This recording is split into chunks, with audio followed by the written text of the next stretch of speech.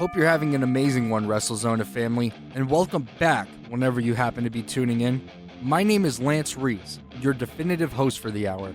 I've been a fan of professional wrestling since I was about 6 years old, begging my parents to buy me action figures ever since I saw videos of Jeff Hardy's Swanton bombing on YouTube. We're back on schedule with you today as we here on episode 12 of Wrestlezona on 88.7 The Pulse. We'll cover what's happening in the world of WWE, All Elite Wrestling, the Indies, and even wrestling here local in the Valley.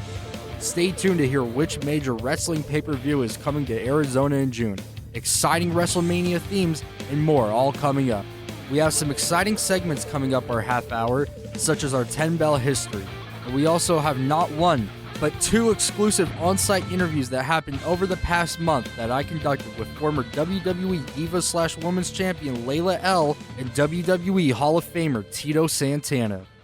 As we hop into the world of WWE, can we talk about that Tiffany Stratton-Charlotte Flair beef? It is really heating up. After Charlotte Flair gave that promo on SmackDown, the wrestling world has been taken a little bit by storm from what she said. The daughter of Ric Flair, she let the fans get to her, and she even admitted it herself later on social media, mocking Stratton and the fans. But the real thing we should be talking about is WrestleMania weekend, which is coming up. It is coming up real soon, everyone, and we are looking forward to it very much. You know, WrestleMania weekend happening in Vegas for 41. We're going to see shows everywhere from the 16th, probably throughout till the 20th or 21st even. Yeah, because Monday Night Raw on the 21st. And, of course, WrestleMania weekend, WrestleMania weekend, April 19th and 20th. Let's get into that card. Night 1, April 19th, confirmed so far, is the aforementioned Tiffany Stratton, champion, taking on Charlotte Flair in a singles match for the WWE Women's Championship. Also confirmed is the champion, Gunther, defending his World Heavyweight Championship against main event Jey Uso, who we saw win the Royal Rumble earlier this year.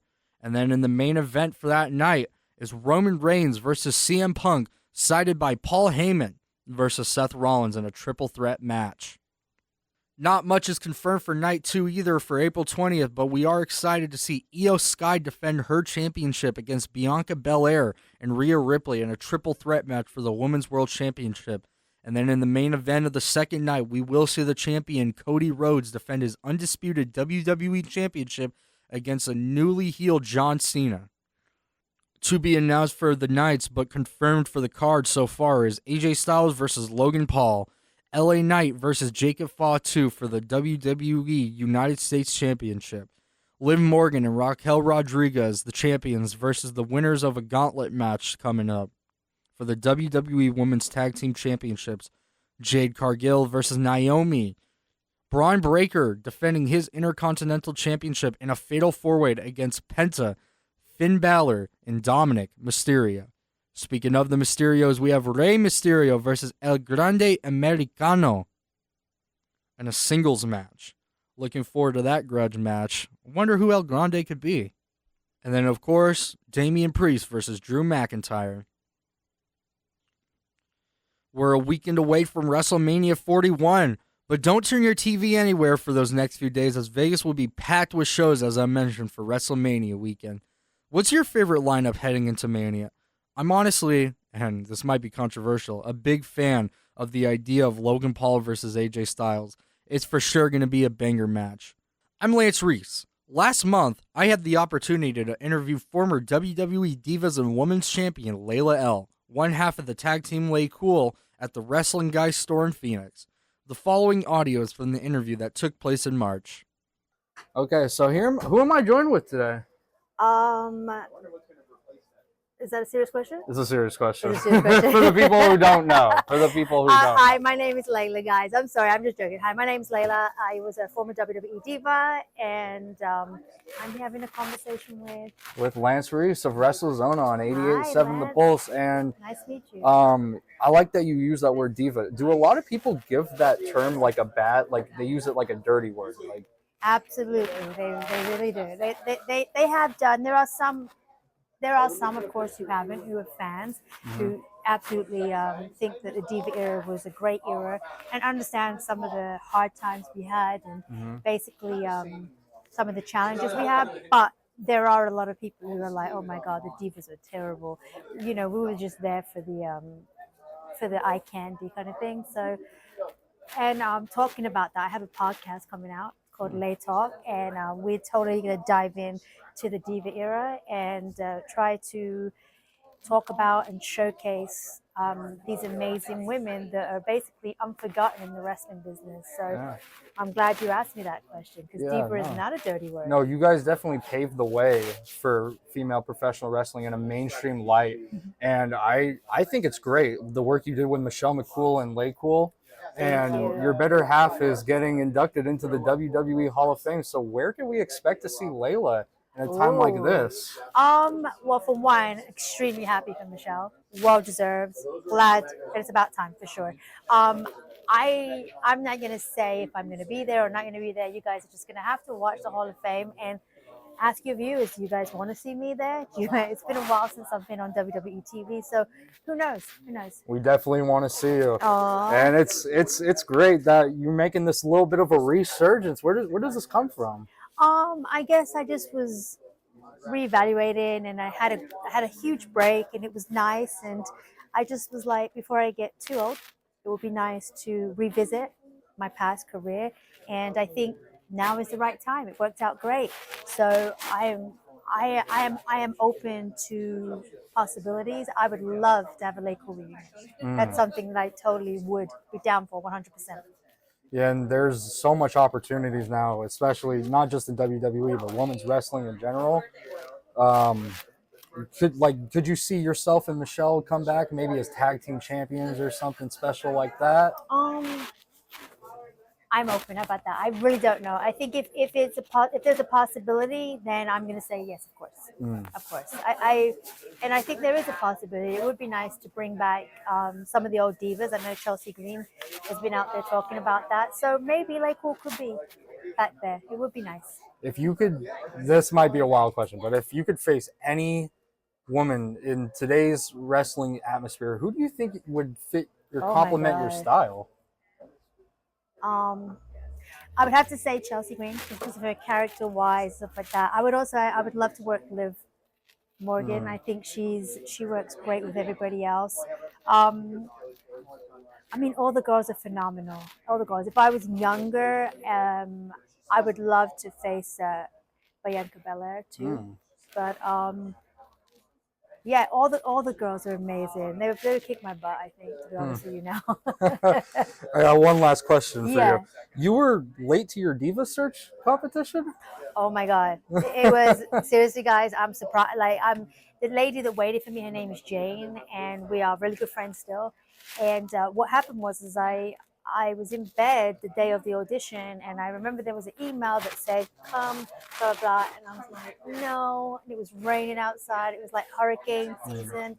And something told me to get up, get dressed, and go. So I drove, and it was like a 40-minute drive, and I literally got there after they've closed everything up. And thank God. I went in, it was like 5 minutes, and changed my life. That's great. Well, thank you for your time, Layla. I really do appreciate it. You're welcome, Lance. Thank you so much. Take care, guys. Thank you. Bye. What a great time it was speaking with former WWE Divas and Women's Champion Layla L. Of course, you are listening to Wrestlezona on 88.7 The Pulse with Lance Reece, and you can always check the video interview out on our YouTube channel of the same name. Exciting news coming up, as TNA Wrestling will hold their Against All Odds pay-per-view at the Mullet Arena on Friday, June 6th. And an episode of TNA Impact the very next day at the same arena. Also, in June, WWE will return to the Phoenix Arena on the 9th for an episode of Monday Night Raw. That wraps up the news section of our show. Now let's get into our 10-bell history. 10-bell history. 1. WrestleMania 1 was a make-or-break moment for the WWF. 2. Hulk Hogan's leg drop was improvised. 3. The first women's main event was WrestleMania 35 in 2019, marking the first time a woman headlined the show, with Becky Lynch defeating Ronda Rousey and Charlotte Flair in a triple threat match for both women's titles. 4.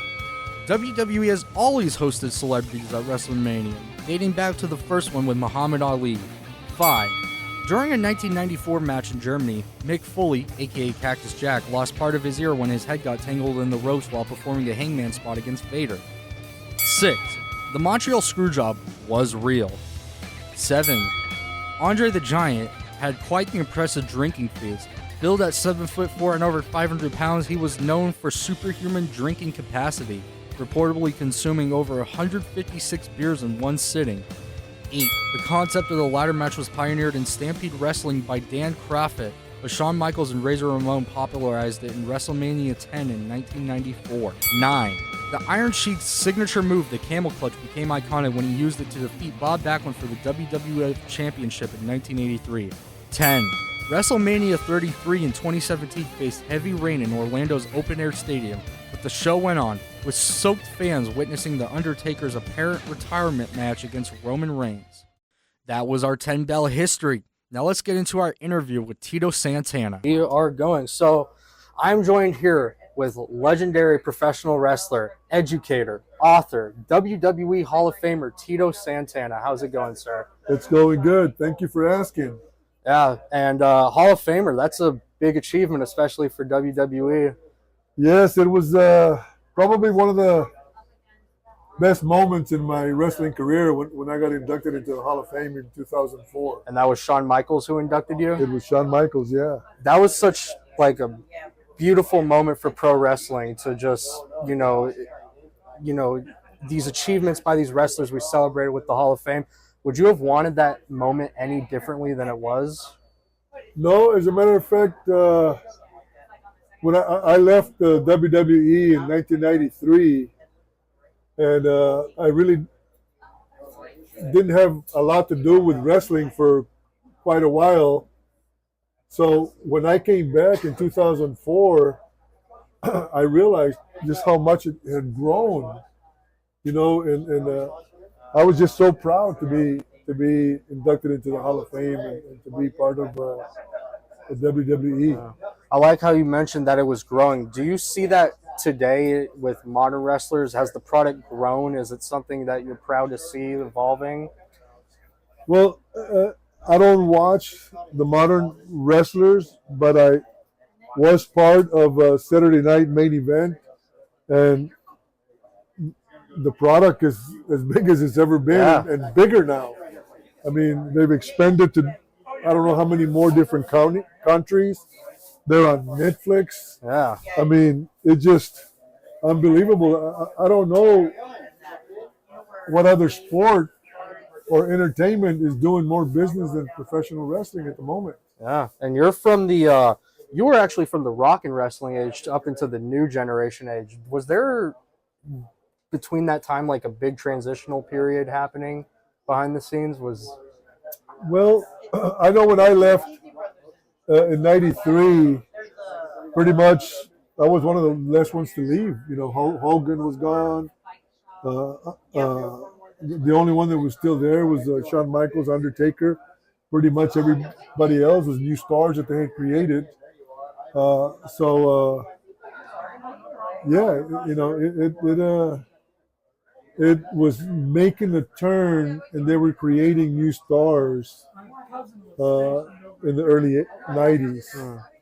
And you still are. You're a workaholic, man. You worked the first 9 WrestleMania events, I should say. Even putting on the first ever match in the first WrestleMania.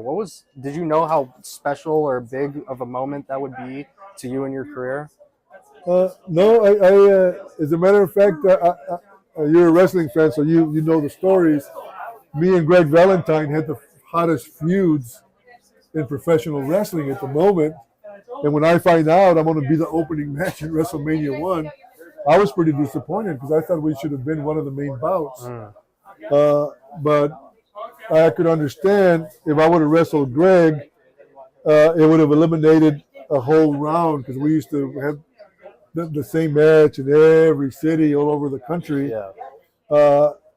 And, you know, it would have taken away from our feud. All they did was put me in, and I was pretty upset until right before I went through the curtains, Vince McMahon came and told me, he said, the reason you're on first is because you need to get the people off their ass. So I believe that you can do it. You're going to set the tempo for the night. And that gave me a completely different outlook. And I went and I did the job. And, now it's a question, that'll be there forever. Who was the first match on WrestleMania 1? And Tito There's the answer Santana. sitting right in front of me. I'll be, I'm edged in history now. Yeah, and it's an important history. You were with these larger-than-life figures like Andre the Giant. Like, that's crazy to me as a modern wrestling fan that you just were with these people. Do you have any crazy untold road stories with some of those people, like Andre or maybe Greg? Well, I just remember Andre the Giant was bigger than life. I mean, we wrestled in Japan, and we flew to Hawaii, and my girlfriend at the time, we were not married yet, was living in Hawaii, and we went out with Andre pretty much everywhere all night, and a cab driver picked us up. It was a little Oriental cab driver, and me and my wife got in the back seat, and then he didn't realize how big Andre was. Andre got in the car, and the car just went sideways, and the little Oriental guy was saying, "No, get out, flat tire." That was, my wife and I were laughing in the back seat. My final question for you: what does life look like for you now that wrestling's been over? Well, I was lucky enough to have a second career. I was a school teacher for 26 years, and come June, it'll be 2 years that I'm retired. My wife opened up a hair salon that we had for 25 years, and we got rid of that. So we're both retired, and the only thing that I enjoy doing now is getting up whenever I want to get up. Yeah. But when I get up, I go and I get a workout in, and I enjoy doing these events and meeting the wrestling fans because they remind me of a lot of stuff that happened to me in my career, and it's important to me. The wrestling fans are without the wrestling fans, none of us would be anybody. Yeah. We need the wrestling fans. Oh, thank you, sir. Thank you so much for your time. It is very much appreciated. Always a great time to talk with Tito Santana. Well, that wraps up episode 12 of Wrestlezona on 88.7 The Pulse. Do you have a favorite theme song that you want to hear? Are you excited for WrestleMania? Do you just want someone to talk to about wrestling? Well, hit me up. At Wrestlezona is where you can find me everywhere. I'm Lance Reece, and this has been Wrestlezona on 88.7 The Pulse. And until next time,